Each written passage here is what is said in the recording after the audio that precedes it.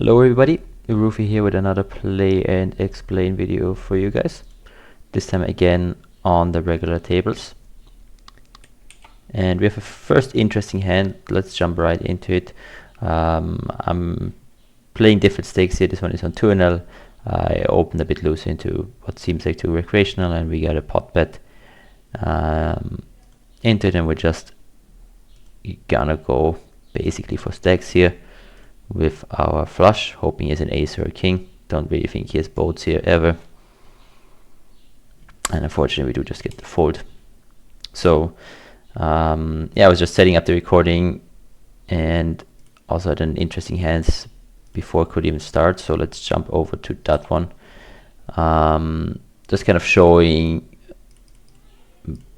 well, obviously against a megawhale who cold calls a 3-bet here, and then calls a 4-bet, just by using small bet sizes, keeping his air in the range. And we saw how he ended up donk jamming the river with, you know, a complete air. So in these spots, don't worry about getting outdrawn, don't fast play or jam. Even if I had kings, queens, jacks here, I would continue going for small sizings and then just allowing recreationals to do something stupid like this. I think that's an important point.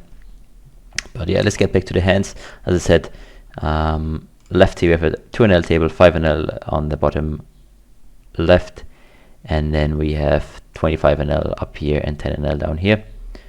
Definitely let me know in the comments which format you guys prefer, and yeah, hopefully there's some interesting hands that come up, and yeah, we can learn something from them. So we check this guy pots. We've seen this guy apparently likes to pot here on table 1 when he gets checked to, or even donk pots out, so we just keep that in mind. On the 25NL table we have the queen jack suited against the whale in the big blind, so we're obviously hoping to play a pot against him, ideally in position heads up, and we do finally get heads up against the whale. And we see a half pot donk. This is going to be a lot of weak hands, a lot of bluffs here. Definitely going to be over bluffed. I don't mind calling or raising here as long as we're not folding. I think I don't mind raising right away. And with the weak gutshot here,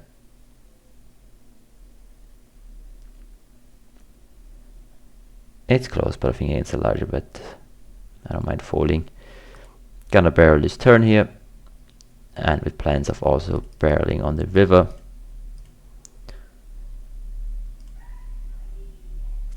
Unless this card is one of the few cards where I'm not that big of a fan. I don't think he's folding an ace now, while on other runners I think he definitely could have. And he's also tanking. I think this one is one of the hands that I think is best, or one of the spots on table 2 here, where it's probably best to check and give up, and just expecting he doesn't have enough folds on this run out. And he does just have an ace, so happy that I gave up there. But generally this line will be under bluffed and a lot of weak hands, so I think attacking the donks is really important. On table 1 is a limp pot. We have an open ender. We could raise, we could call here. Both options seem fine to me. I think without a heart I prefer calling. Seeing what sizing they use. Against this sizing and the quick call, I'm definitely going to raise it now on the turn. I mean, a 10 big blind seems fine. Expect this guy to be really weak using a min bet twice, but I'm proven wrong. But luckily we do make kind of the nuts on the river. Now the question is, do I want to go all in, or do I want to pick a different sizing? A 9 is never folding. Now he could definitely have a flush draw, but I think we still go for all of it here on the river. Maybe make it seem like we're not all in. And unfortunately he did have a flush draw, but I don't think we can really get away from it. And I think he will call any 9, so still happy with my play there. Definitely defending or 3-betting the queen 10 on table 4. This guy has been using a lot of large open raise sizing, so I'm not too worried about this. I'm still gonna go ahead and 3-bet this. Don't really want to do calling against such a large sizing. And I think something around 4x is fine. We are deeper and out of position, so I don't want to make it huge. And we do get a call. You get a jack high flop. Really dry, really good one. I'm going to start with a half pot bet here. Right away put pressure on his ace highs, his weak pocket pairs, and we do take it down. So if a guy is, you know, opening 5x consistently, like he's just going to probably do this with his normal open raising range, and you know, against that queen 10 suited is doing really well, so no reason to not 3-bet here, although obviously it's a bit scary because the pots get big quite quickly. Pocket trees here would have overlimped, but I think now we just have a fold, so let's zoom out and see if there's some other interesting hands. This is a limped pot where we stepped on the turn and now making a pair, we're just gonna check. The queen 10, the 10-6 suited we just defended, and it will fold to a c-bet. And the 6 we would have folded on the river if we would have seen a bet here, but luckily we do win against the 4. We're gonna again open 3x here on table 1 into the recreational, into both recreationals. We get called from the small ones. We see a 3 Broadway board, really good board for us. Obviously 9 is that kind of hand that doesn't want to bet necessarily. Doesn't achieve too much, so I don't mind checking with this particular hand.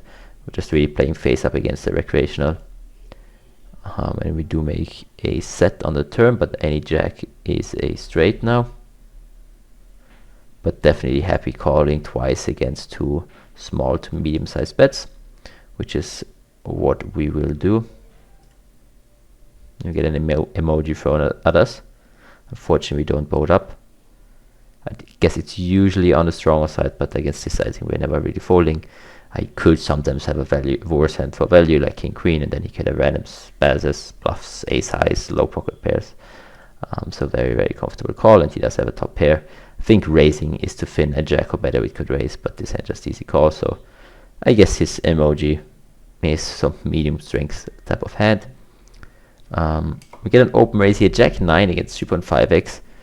Against what looks like a somewhat nitty guy, I actually think the best option is to right away fold. I think calling against 3.5x isn't the best play, so definitely, you know, don't just look at your open raise charts and see that the jack 9 is a defend, but if he goes 3.5x, you know, it's most likely just a fold. Table 1 with another interesting spot where we open, we get a 3-bet from a short stack, and I call. We're definitely calling, but we could also consider re-raising here to kick out the big blind and collect the dead money, which I think I quite like with ace queen off. Gonna make it 24. And unfortunately we don't kick him out, but we do flop top pair, which is really great in this situation, and we see a front jam. Don't think I'm going anywhere here. I think he definitely can do this with a flush draw, ace jack, worse hands. Sure, maybe sometimes ace king, but I think he would have isolated that. Can have ace 10s for sure, maybe 10s, maybe pocket 6s, but I think we just have to go for this. I'm sure there's a lot of worse hands in there as well. And we run ahead, we're up against a flush draw, combo draw, hoping to hold, and we do, which is great. So yeah, definitely never really folding there, just took my time to explain. On the second table we opened against the recreational, but unfortunately he just folded. An interesting hand here where we 3-bet against the whale, opening from the cutoff, we end the button with a hand that, you know, can get in there. And we'll start with a small c-bet. We take it down. Great, so definitely make sure to 3-bet. You know, recreationals or whales when you're in position is one of the most profitable spots. We're just easy to navigate well, and the pot is big where we have an advantage in position. It's generally a really profitable spot. Just some folds here. The 3s I will over limp here. I'm just trying to see a flop hit a set here.